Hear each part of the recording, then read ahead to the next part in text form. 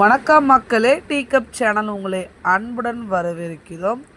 என்ன நிறைய பேர் நீங்கள் கடையில் மாவே வாங்குறது இல்லையே, என்ன இட்லி தோசைலாம் சாப்பிடுவீங்களா, என்ன பண்ணுறீங்க அப்படின்னு சொல்லி கேட்டாங்க. ஸோ அவங்களுக்காகலாம் இந்த வீடியோ.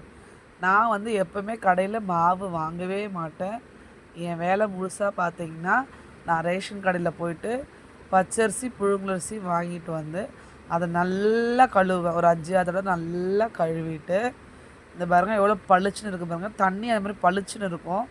அந்த அளவுக்கு வந்து நான் நல்லா கழுவி வாஷ் பண்ணிவிட்டு நல்லா ஊற வச்சுட்டு நான் வந்து மிஷினில் போட்டு அரைச்சிருவேன். கிரைண்டர்லேயே, நம்ம வீட்டு கிரைண்டர்லேயே தான் அரைச்சிருவேன். அரைச்சி மாவை நான் கண்டிப்பாக வந்து ஒரு 3, 4, 5 டேஸ்க்கு வர அளவுக்கு மாவை அரைச்சி ஸ்டோர் பண்ணி வச்சுப்பேன். ஸோ மாவு காலி ஆகுது அப்படின்னா அதுக்கு முந்தின நாளே வந்து நான் மறுபடியும் இதேமாதிரி சேம் ப்ராசஸ் அரிசி ஊற வச்சு அரைக்க ஆரம்பிச்சிடுவேன். இப்படி தான் என்னுடைய பயணம் இதுவரையிலுமே போயிட்டுருக்கு. ரேஷன் அரிசியில் நிறைய பெனிஃபிட் இருக்குது. கண்டிப்பாக வந்து யாருமே வந்து அரிசி வாங்காமல் இருக்காதீங்க. வாங்கினீங்கன்னா இந்த மாதிரி மாவாக யூஸ் பண்ணுங்கள். ரொம்ப ரொம்ப நல்லதும் கூட நம்மளுக்கு உடம்புக்கு. உளுந்து அது கூட வந்து வெந்தயம் இதுவும் சேர்த்துக்குங்க, சேர்த்து அரைங்க. நிறைய பேர் கேட்குறீங்க எப்படி அளவு வச்சு நீங்கள் அரைக்கிறீங்க அப்படின்னு சொல்லிட்டு.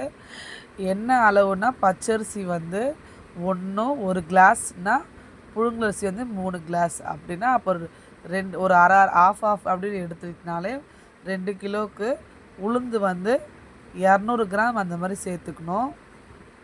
அதாவது 1 கிலோ அரிசிக்கு வந்து 100 கிராம் உளுந்து, அதே மாதிரி 2 கிலோன்னா 200 கிராம், இந்த மாதிரி கொஞ்சம் இந்த மாதிரி அளவில் நீங்கள் அரைச்சிங்கன்னா மாவு நல்லா சூப்பராக இருக்கும்.